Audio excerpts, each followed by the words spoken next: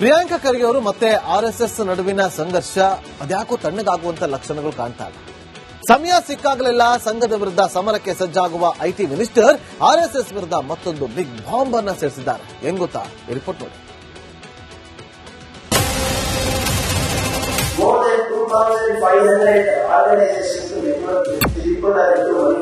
ಕೇವಲ ಮಾತಿನ ಚಪಲಕ್ಕೆ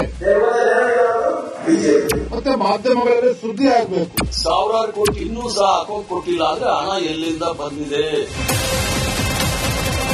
ರಾಷ್ಟ್ರೀಯ ಸ್ವಯಂ ಸೇವಕ ಸಂಘ ಮತ್ತು ಸಚಿವ ಪ್ರಿಯಾಂಕ್ ಖರ್ಗೆ ನಡುವಿನ ಸೈದ್ಧಾಂತಿಕ ಸಂಘರ್ಷ ಮತ್ತೊಂದು ಮಗ್ಗಲು ಬದಲಿಸಿದೆ. ಚಿತ್ತಾಪುರದ ಪಥಸಂಚಲನದಿಂದ ಆರಂಭವಾದ ತಿಕ್ಕಾಟ ಇದೀಗ ಮನಿ ಲಾಂಡರಿಂಗ್ ಆರೋಪದವರೆಗೂ ಕೂಡ ಬಂದು ನಿಂತಿದೆ. ಸಂಘದ ವಿರುದ್ಧ ಮನಿ ಲಾಂಡರಿಂಗ್ ಬಾಂಬ್, ಪ್ರಿಯಾಂಕ್ ಖರ್ಗೆ ಹೇಳಿಕೆಗೆ ಕೇಸರಿ ಕೊತ.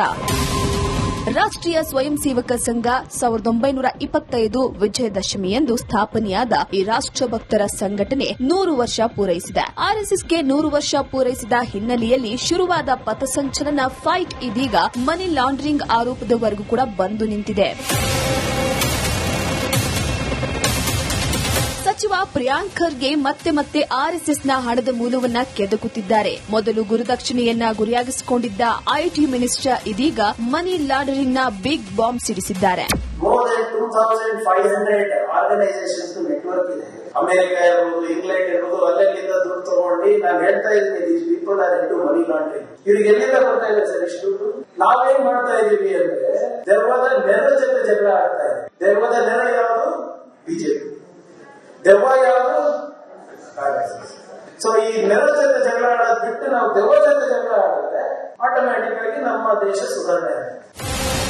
ಆರ್ಎಸ್ಎಸ್ ವಿರುದ್ಧದ ಪ್ರಿಯಾಂಕ್ ಖರ್ಗೆ ಹೇಳಿಕೆಗೆ ಬಿಜೆಪಿ ರಾಜ್ಯಾಧ್ಯಕ್ಷ ವಿಜೇಂದ್ರ ಕಿಡಿಕಾರಿದ್ದಾರೆ. ಇದೆಲ್ಲ ನಾಲಿಗೆಯ ಚಪಲ ಅಂತ ಟಕ್ಕರ್ ಕೊಟ್ಟಿದ್ದಾರೆ. ಕೇವಲ ಮಾತಿನ ಚಪಲಕ್ಕೆ ಮತ್ತೆ ಮಾಧ್ಯಮಗಳಲ್ಲಿ ಸುದ್ದಿ ಆಗಬೇಕು. ರಾಜ್ಯ ಮಟ್ಟದಲ್ಲಿ, ರಾಷ್ಟ್ರ ಮಟ್ಟದಲ್ಲಿ ಸುದ್ದಿ ಆಗಬೇಕು. ಯಾಕಂದ್ರೆ ಮುಖ್ಯಮಂತ್ರಿ ಬದಲಾವಣೆ ಬಗ್ಗೆ ಏನೋ ಚರ್ಚೆ ಸಾಕಷ್ಟು ನಡೀತಾ ಇದೆ. ಅವರು ಅದರಲ್ಲಿ ಆಕಾಂಕ್ಷಿ ಇದ್ದಾರೆ, ನನಗಂತೂ ಗೊತ್ತಿಲ್ಲ.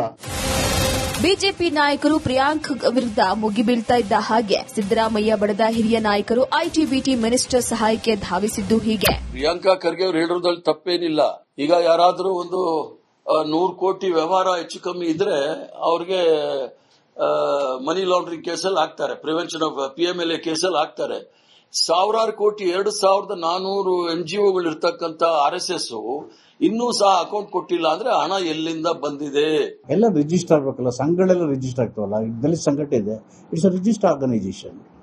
Any social movement or any organisation must get registered under the registration act. ಏನ್ ಮಾಡ್ತಾರೆ ಏನ್ ಮಾಡಲ್ಲ, law will take its own course, but register ಆಗ್ಬೇಕಲ್ಲ. ಆರ್ಎಸ್ಎಸ್ನ ಹಣದ ಹುಂಡಿ ಮಾತ್ರವಲ್ಲ, ಒಂದೇ ಮಾತರಂ ಕಡ್ಡಾಯಕ್ಕೂ ಹರಿಪ್ರಸಾದ್ ಕಿಡಿಕಾರಿದ್ದಾರೆ. ಮೋದಿ ಸರ್ಕಾರದಿಂದ ರಾಷ್ಟ್ರಗೀತೆಗೆ ಅವಮಾನ ಅಂತ ಆರೋಪಿಸ್ತಾ ಇದ್ದಾರೆ. ಭಾರತ ದೇಶದ ರಾಷ್ಟ್ರಗೀತೆ ಆಗ್ಲಿಕ್ಕೆ ಸಾಧ್ಯ ಇಲ್ಲ ಅನ್ನೋದನ್ನ ಬಹಳ ಸ್ಪಷ್ಟವಾಗಿ ಹೇಳಿತ್ತು.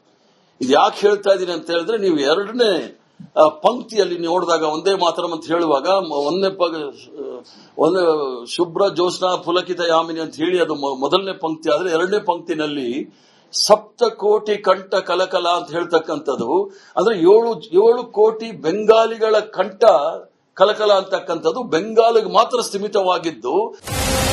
ಆರ್ಎಸ್ಎಸ್ನ ಹಣದ ಹುಂಡಿಯ ಮೇಲೆ ಕಾಂಗ್ರೆಸ್ ನಾಯಕರ ಕಣ್ಣು ಬಿದ್ದಿದೆ. ವಿದೇಶಗಳಿಂದಲೂ ಹಣ ಬರ್ತಿದೆ, ಮನಿ ಲಾಂಡರಿಂಗ್ ಆಗ್ತಿದೆ ಅನ್ನೋ ಆರೋಪವೂ ಕೇಳಿ ಬರ್ತಾ ಇದೆ. ಕಾಂಗ್ರೆಸ್ ಬಿಜೆಪಿ ನಡುವೆ ವಾಕ್ ಸಮರಕ್ಕೆ ವೇದಿಕೆಯೂ ಆಗಿದೆ. News desk, republic Kannada. Priyanka Kharge ಅವರು ಮತ್ತೆ ಆರ್ಎಸ್ಎಸ್ ನಡುವಿನ ಸಂಘರ್ಷ ಅದ್ಯಾಕೋ ತಣ್ಣಗಾಗುವಂತ ಲಕ್ಷಣಗಳು ಕಾಣ್ತಾ ಇಲ್ಲ.